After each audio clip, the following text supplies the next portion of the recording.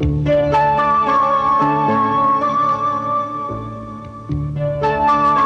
युग में जबकि मनुष्य चंद्रमा पर अपने कदम रख चुका है और मनुष्य निर्मित अंतरिक्ष यान हमारे सौर मंडल की सबसे अंतिम सीमाओं का अन्वेषण कर रहे हैं, स्थिर पृथ्वी के चारों ओर सितारों जड़े पारदर्शी मंडल के घूमने की बात कुछ मासूम नजर आएगी।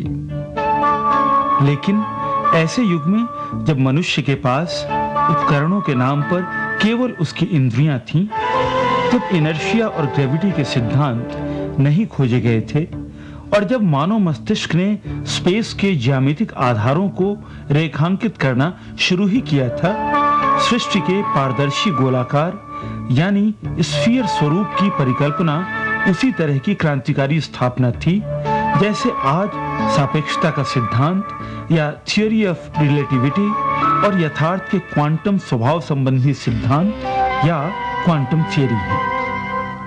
क्षण भर के लिए आप अपनी सारी तकनीक और बौद्धिकता का कवच उतार फेंकें और फिर सोचें कि पृथ्वी की गति को लेकर, चाहे अपनी धुरी पर हो या कक्षा पथ में, तारों के बीच की अथाह दूरियों को लेकर और यहां तक कि पृथ्वी की गोलाई जानने के लिए आपके पास सीधे सूत्र क्या है।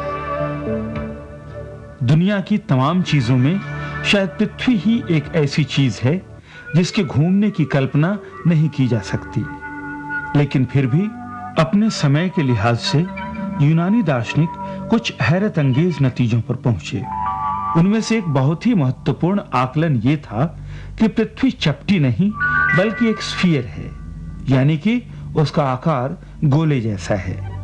इस अवधारणा के पीछे हो सकता है यूनानियों का यह सौंदर्य बोध रहा हो कि 3 आयामी या 3 डायमेंशनल आकृतियों में स्फीयर सबसे श्रेष्ठ है।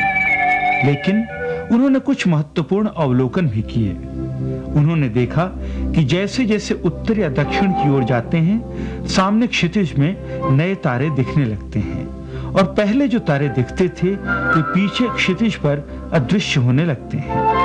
उन्होंने यह भी देखा कि समुद्र से बंदरगाह की ओर आते जहाजों के मस्तूल पहले दिखाई देते हैं और ढांचे बाद में, चाहे वे किसी भी दिशा से आ रहे हों।